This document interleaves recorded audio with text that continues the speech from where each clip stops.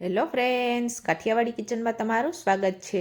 તો આજે બનાવીશું આપણે દાળ ચોખાને પલાળવાની ઝંઝટ વગર કે બેટરમાં આથો લાવવાની ઝંઝટ વગર લાઈવ ઢોકળા બનાવવાના છે. આ રીતે તમે ઢોકળા બનાવશો તો ઢોકળા છે તે સોફ્ટ બનશે. તો સોફ્ટ ઢોકળા બનાવવા માટે સૌપ્રથમ ઇન્ગ્રીડિયન્ટ્સ જોઈ લેશું. ચેનલમાં નવા હો અને ચેનલને સબસ્ક્રાઈબ ના કરી હોય તો ચેનલને પણ સબસ્ક્રાઈબ કરી દેજો. તો ઢોકળા બનાવવા માટે 1 વાટકી બેસન લેવાનો છે, 3 ટેબલ સ્પૂન સૂજી લેવાની છે, અડધી વાટકી ચોખાનો લોટ લેવાનો છે, 3 ટેબલ સ્પૂન તેલ લેવાનું છે, હાફ ટીસ્પૂનથી પણ સાવ ઓછી એવી હળદર પાવડર, હિંગ અને ટેસ્ટ અનુસાર નિમક લેવાનું છે, 1 પાઉચ ઈનોનું લેવાનું છે, આદુ, લસણ અને લીલા મરચાં 2 લીધા છે તો તેને પહેલાં જ પીસીને રાખી દીધા છે, હાફ ટીસ્પૂન લાલ મરચું પાવડર લેવાનું છે. તો બધા ઇન્ગ્રીડિયન્ટ્સ તૈયાર છે, થોડી વાર માટે સાઈડમાં રાખી દઈશું. તો બેટર બનાવવા માટે એક મોટું બાઉલ લેશું અને બાઉલમાં બેસન, ચોખાનો લોટ અને સૂજી નાખશું. તો જો તમારી પાસે ચોખાનો લોટ અવેલેબલ ન હોય તો તમારી પાસે ઘરમાં જે ચોખા અવેલેબલ હોય તે ચોખાને તમે મિક્સર જારમાં પીસી લેશો તો ચોખાનો લોટ ઘરે જ તૈયાર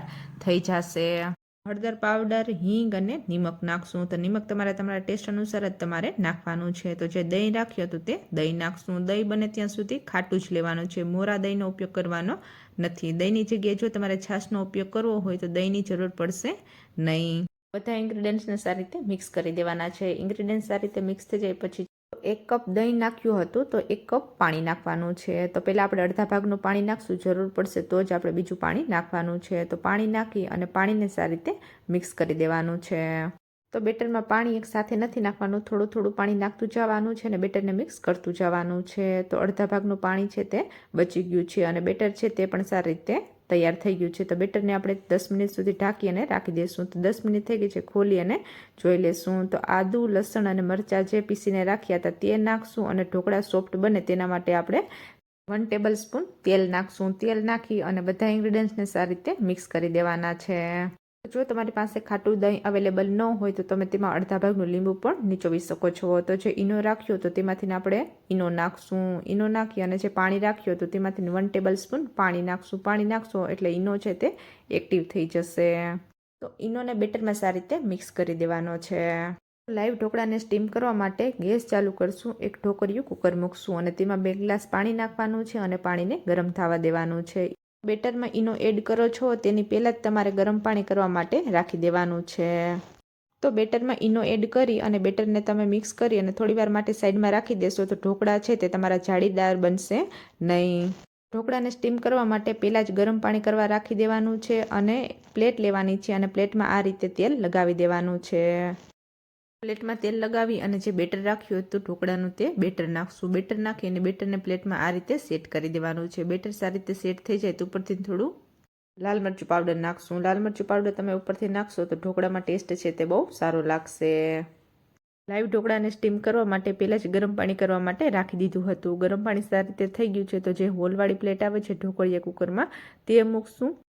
ઢોકળાના બેટરવાળી પ્લેટ મૂકવાની છે. પ્લેટ મૂકો છો ત્યારે તમારે ખાસ ધ્યાન રાખવાનું છે કે તમારા હાથ છે તે સાઈડમાં દાજી ન જાય. તો ઢોકળિયા કુકરને બંધ કરી અને 15થી 20 મિનિટ સુધી ઢોકળાને સ્ટીમ થવા દેવાના છે અને ગેસને હાઈ જ રાખવાનો છે. તો 15થી 20 મિનિટ થઈ ગઈ છે, ખોલી અને જોઈ લેશું.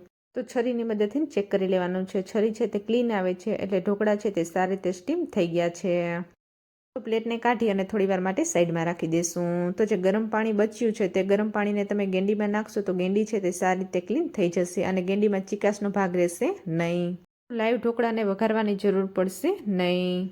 તો ઢોકળા ઉપર થોડું સિંગ તેલ લગાવી દઈશું. ઢોકળાને તમે સિંગ તેલમાં ખાશો તો ટેસ્ટ છે તે બહુ સારો લાગશે. તો લાઈવ ઢોકળાને તમે દહીંવાળી લસણની ચટણી સાથે ખાશો તો ટેસ્ટ છે તે બહુ વધારે સારો લાગશે. તો ઢોકળામાં આપણે પીસ કરી લેશું.